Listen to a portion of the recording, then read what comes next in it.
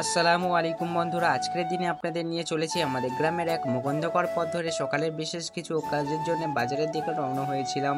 পথ চলার মাঝেই মনে হলো এই সুন্দর মুহূর্তগুলো ক্যামেরাবন্দি না করলেই নয়, তাই মোবাইলের ক্যামেরাটা অন করে শুরু করলাম ভিডিও করা।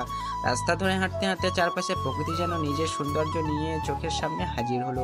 দূরে সবুজ মাঠ জড়িয়ে ছড়িয়ে আছে, ঘাসে ঢাকা প্রান্ত আর রাস্তার ধারে নির্জন পুকুর। আবহাওয়াটা ছিল একদম মনের মতো নীল, আকাশের নিচে হালকা বাতাস, গায়ে লাগছে যেন শান্তির পরশ। এই গ্রামীণ পথে হাঁটতে হাঁটতে মনটা ভরে উঠলো, আর সেই অনুভূতিগুলি আজকের এই ব্লগের মাধ্যমে আপনাদের সাথে ভাগ করে নিই। কিছুক্ষণ পথ চলার পর আমরা এসে পৌঁছলাম মেন রোডের কাছে। সেখানে বেশ কিছু গাড়ি দাঁড়িয়ে ছিল, সেগুলো পেরিয়ে আমরা সাইকেল চালিয়ে উঠলাম মেন রোডের দিকে। এরপর সোজা রওনা হলাম বাজারের দিকে। রাস্তা ধরে যেতে যেতে চোখে পড়লে এক দারুণ সুন্দর জায়গা, একটি নতুন পেট্রোল পাম্প। সেখানে নানা ধরনের গাড়ি পেট্রোল নিচ্ছিল। পরিপাটি ও পরিষ্কার পরিচ্ছন্ন সেই পেট্রোল পাম্পটি দেখতে বেশ ভালো লাগলো। সোনাখালীর দিকে যেতে এটা হচ্ছে প্রথম পেট্রোল পাম্প, যা পথ চলার অভিজ্ঞতাকে আরো সমৃদ্ধ করে দিল।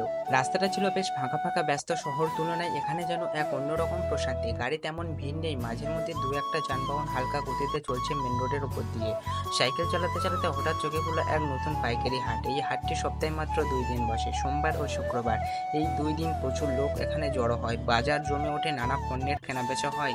আজও যদিও হাটের দিন নয়, তবুও জায়গাটা দেখে বোঝা যায় কতটা প্রাণচঞ্চল হয়ে ওঠে এই নির্ধারিত দিনে। শেষমেশে আমরা পৌঁছে গেলাম বাজারে। বাজারের ভিতরটা বেশ জমজমাট ছিল। প্রথমেই চলে গেলাম এক জুতোর দোকানে, ভাবলাম জুতো কিনে নেব, কিন্তু প্রথম দোকানেই মন মতো কিছু পেলাম না। তারপর শুরু হলো দোকান ঘোরা, একটার পর একটা দোকান ঘুরছে, কিন্তু ঠিক যেন কিছুই ভালো লাগছে না। তাপমাত্রা ছিল বেশ চড়া, রোদ যেন গায়ে এসে পড়ছিল কড়া করে। এর মধ্যে এক দোকানে ঢুকলাম।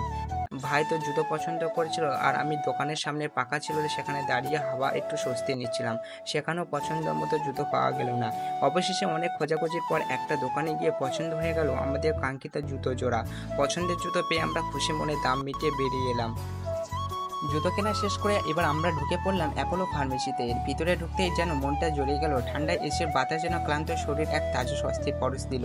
ফার্মেসির ভিতরটা বেশ পরিষ্কার পরিচ্ছন্ন, ছিমছাম আর আরামদায়ক ছিল। আমরা কিছুক্ষণ দাঁড়িয়ে গল্প করছিলাম, আর আশেপাশে কিছু মানুষ তাদের প্রয়োজনীয় জিনিসপত্র কিনছিল।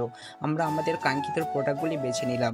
ঠান্ডা হাওয়া থেকে মন চাইছিল না একটু দেরি করে বের হয়, কিন্তু কাজ শেষ হলে তো বেরোতেই হবে। বিলিং স্লিপ নেওয়া শেষ করে দরজা দিয়ে বাইরে পা রাখতেই যেন একদম বিপরীত অনুভব।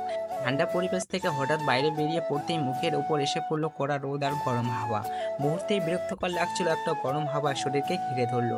তবু মনে শান্তি, কারণ দিনের প্রয়োজনীয় কাজগুলো শেষ করেছি। আর এক ঝলক গ্রামীণ প্রকৃতির ভিতর দিয়ে সাইকেল চালিয়ে এবং হাট বাজার জীবনের এক টুকরো গল্প জড়িয়ে ফেলেছি যে আজকের দিনে। এই পর্যন্ত ছিল আজকের ব্লগ। ভিডিওটি ভালো লাগলে লাইক, কমেন্ট ও শেয়ার করতে ভুলবেন না। এই গ্রামের গল্প যদি আপনার হৃদয়ে একটু ছুঁয়ে যায়, তাহলে লাইক দিন, কমেন্টে কিছু সুন্দর কথা লিখে যান, আর শেয়ার করে ছড়িয়ে দিন গ্রাম বাংলার সৌন্দর্য। আপনার একটি লাইক, একটি কমেন্ট আর একটি শেয়ার আমাদের জন্য অনেক বড় প্রেরণা। পাশে থাকুন, ধন্যবাদ। দেখা হচ্ছে পরের কোনো ব্লগ নিয়ে।